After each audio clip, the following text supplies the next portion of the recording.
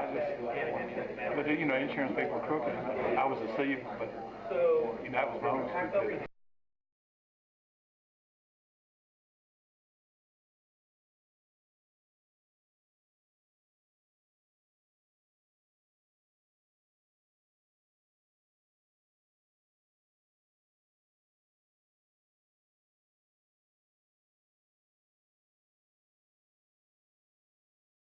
There's this guy, Bernie Madoff, who told me some investments.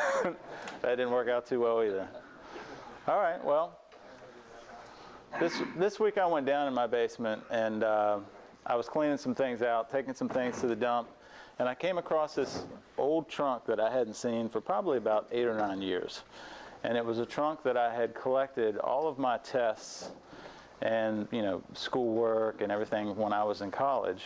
And I started going back and I started looking through it, and what I realized was if you were to give me those tests now, I'd pretty much failed all of them, big time.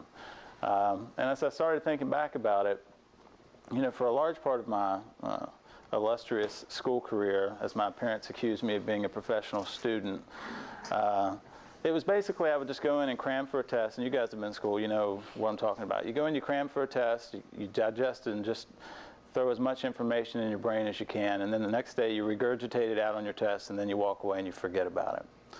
And as I was looking through it, it made me realize that probably out of the 8 years of college that I had there, only 1 year do I actually use consistently now. Maybe 1 year of that. But that 1 year, since it is experiential for me, that is the material that for me is truth, and that is the material for me that forms my reality. And to a large degree, I think our relationship with God can be the same way. I was having lunch with Woody last week, and we were talking about, you know, this group and the Saturday morning group and everything we've learned over the last, 3 years. And we both started laughing because what we realized was we didn't discover anything new. Basically, everything that we've seen happen in these groups with all you guys and with ourselves, when we go back and we look at the Bible, it was already there. It was nothing new for us. And for Woody, he said, you know, I've been studying a lot of these ideas, you know, the idea of grace, the idea of the power of prayer, the idea of community. He said, you know, I've been studying all this for years and years and years. He said, however, the greatest distance, and I remember him saying this, the greatest distance is actually the distance from your head to your heart. And he said, through the relationships that we formed in these groups as guys, we've been able to bridge that gap. The things that we used to know in our head, the head knowledge we had about the Bible, we're doing a much better job of bridging the gap between that and our heart and experiencing that through our lives. And it's a whole new ballgame for us now. It's not that we invented anything new or discovered anything new. We're just getting to experience it now. And from that, Woody came up with, if you guys were there yesterday in church, what he talked about was the relationship, and he was talking about what's it look like for us to grow closer to God over the next year.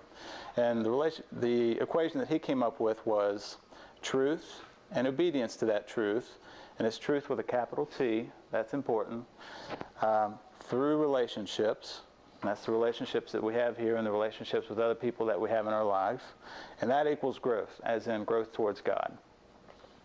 So tonight, and what he said was, put yourself in environments where you can have both the truth of God, the Word of God, expressed through relationships, and experience growth. And that's what we are, guys. That's what this group is.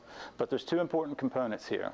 The first one is truth, and the second one is relationships. Now, first of all, the community that you're in, obviously that's important. If I was to take the truth of God and go down to a local bar, for example, I probably wouldn't have the best results of expressing it and growing towards God. However, I'm in a God-centered community here with you guys. We are very, I think we're very efficient with that. We are a God-centered community. We're really focused on that. So I think we're good in that respect. But what I really want to talk about tonight is this truth thing, because this is an area where it really starts to get important, particularly when we're interacting. We talk about big brothers and little brothers. We talk about all these conversations that we have around the table here whenever we meet. Truth becomes important. And what I wanted to show you was,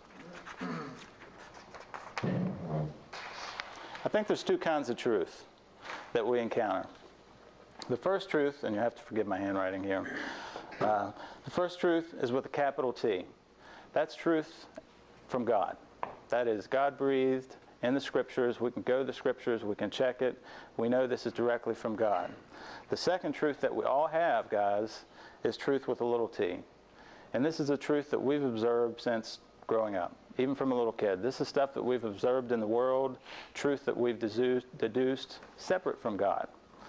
And the reason that's important is because we're all here filtering our lives through community, seeking truth. But if this is going to be an effective equation for us, the truth that we have to be filtering it through is big T.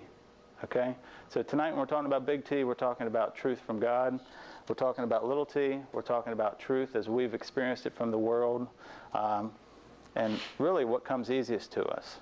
And that's the first thing that I would say is truth from the world, truth little t, it's almost intuitive for us. It's what comes naturally to us. And that makes sense because it's what we've always seen. We make our decisions based off of lessons we've learned in the past. So little t is truth that we've just seen growing up, and it comes naturally to us. It's intuitive. Big T, not intuitive. If we take a look at Isaiah, for example, where God says, my ways are not your ways, my thoughts are not your thoughts, that's what this big T is. It doesn't come as easy to us. It isn't something that we can just kind of come up with on our own. We really have to research that, memorize it, and apply it into our lives. But why is this important?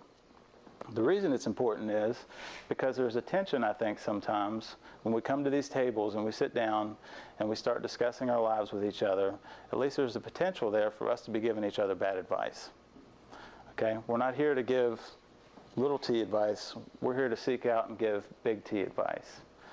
And some of the ways that I've seen this played out, let me just give you an example. And one thing I would say is when people give you little t advice, oftentimes it'll be from people who love you the most. It'll be people you have really, really good relationships with. It'll be people who genuinely are trying to have your best interest at heart. And a lot of times it'll be people who call themselves Christians.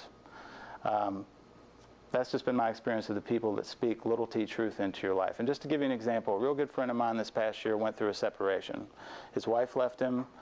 He's at home by himself. She's off. She's already got another boyfriend, openly with this other boyfriend. And he's sitting at home. He's lonely. He's upset.